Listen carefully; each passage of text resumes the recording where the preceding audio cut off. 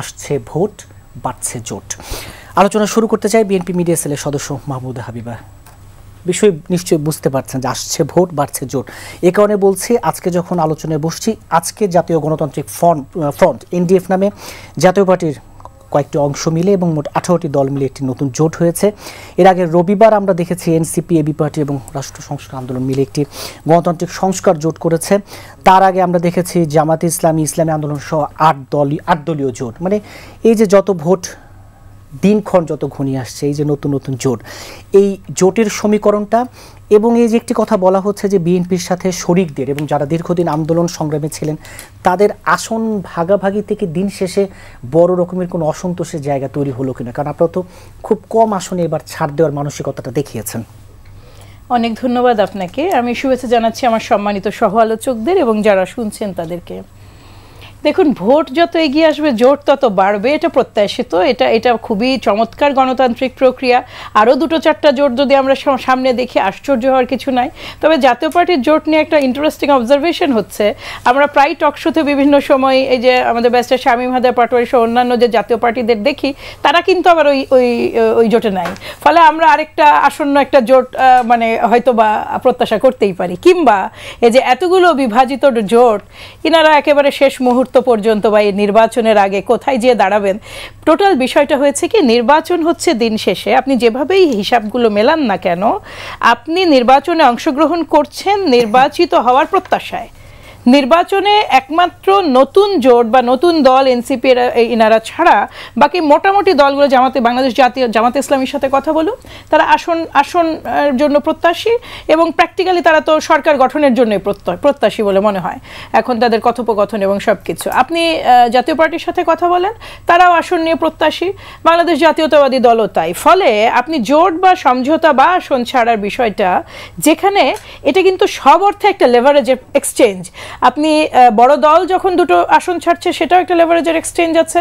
ছোট দল যখন একটা প্রত্যাশা করছে কিন্তু কিংবা আসন কোথা কারোর জন্য অপেক্ষা করছে, সেখানেও একটা কিন্তু সুবিধার এক্সচেঞ্জ আছে। এখানে বড় দলের ক্ষেত্রে বাংলাদেশ জাতীয়তাবাদী দলের জন্য এইবারের আমাদের চাপটা মূলত একটা আমাদের সাথে কিছু মানে যুগপৎ আন্দোলনরত দলগুলোর পাশাপাশি অন্য যদি কোনো দল প্রত্যাশিত থেকে থাকে, যারা আমাদের সাথে এই আগামীর সংসদ বলুন, আগামীর এই গণতান্ত্রিক বাংলাদেশ বিনির্মাণে বাংলাদেশ জাতীয়তাবাদের দলের স্বপ্নের সাথে যারা অ্যালাইন করতে পারেন, আমরা সেই ধরনের দলগুলোর সাথে আসন বন্টন বা আপনি যেটা বলে আসন সমঝোতা, এইখানে আরেকটা ছোট প্যাঁচ বাজিয়ে দিয়েছে ইলেকশন কমিশন। আপনি যেভাবেই দেখেন না কেন, এই যে আপনি মার্কার নির্বাচন হবে না, এটা কিন্তু অনেক ধরনের জোটকে এবার নিরুৎসাহিত করে দিয়েছে। আপনি যখন ছোট দলগুলোর মানে জায়গায় দাঁড়িয়ে দেখবেন, এটা অস্বাভাবিক নয় যে অনেক দলই ভোটের মাঠে অতখানি ভালো করতে পারেন না, যেটা বড় দলগুলো মানে এতদিনের রাজনীতির কারণে অর্জন করে এসেছেন যে অবস্থানটা। ফলে ছোট দলগুলোর একটা প্রত্যাশা কিন্তু থাকে যে বড় দলের যে মানে ভোটার, সেইটা যেন অ্যাটলিস্ট তাদের বাক্সে আসে। মুশকিল হয়ে যায় যখন আপনি প্রতীকটা আলাদা হয়ে যায়। প্রধান কারণ হলো আমাদের দেশের মানুষকে যে প্রত্যন্ত অঞ্চলে এই 12.5 কোটি লোককে বোঝানো যে ধরুন ধানের শীষ এসেছে এবং ধানের শীষের ধরুন আপনাকে আমরা মনোনয়ন দিয়েছি, আপনি কিন্তু একটা ভিন্ন দল করছেন, কিন্তু আপনার কিন্তু মার্কা হচ্ছে এই আপনার মাইক।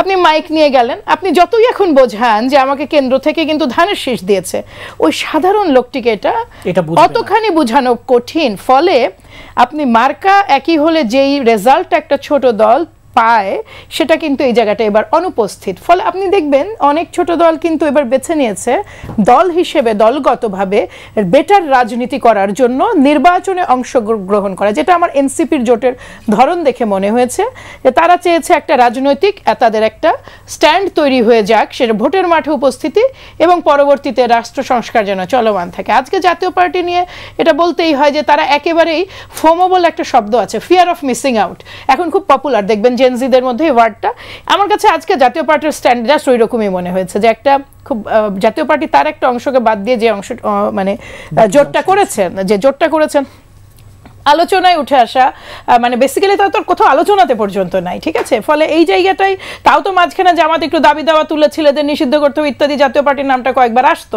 এখন তো বেসিক্যালি একটু কেমন যেন আমি বলতে চাইছি যে অনেক কিছুর ভিড়ে একটু পিছিয়ে গেছে। ফলে এইটা একটা আবারও আলাপ আলোচনায় আসলো। আর এটা যে কতটুকু ফলাফল বয়ে আনবে ওটা কেবল সময়ই বলতে পারে, এইটা এছাড়া আর বলার কিছু না। আর জোট নিয়ে আমরা কম আসন ছেড়েছি, আমরা যেটা প্রত্যাশা করেছি, আমাদের সাথে যারা অ্যালাইন্ড এবং আমাদের সাথে যুগপৎ আন্দোলন করেছেন, সেফ আমাকে আমার দল নমিনেশন দিল না বলে আমি দল ছেড়ে চলে গেলাম, কিংবা ধরুন যুগপৎ আন্দোলন করে এতদিন ধরে এসেছে, আমাদের কিন্তু আরও সামনে অনেক সুযোগ আছে। একটা রাষ্ট্র পরিচালনায় অসংখ্য জায়গায় যোগ্য মানুষের প্রয়োজন আছে। আপনি এই 300 এমপি ছাড়াও, এই 300 এমপি বলুন বা পার্লামেন্টারিয়ান বলুন বা সাংসদ বলুন, এইবারের সংসদ নিঃসন্দেহে একটা অত্যন্ত গুরুত্বপূর্ণ সংসদ হতে যাচ্ছে, যেহেতু সেটা একই সাথে সংবিধান সংস্কার থেকে শুরু করে আরও গুরুত্বপূর্ণ কাজ করবে।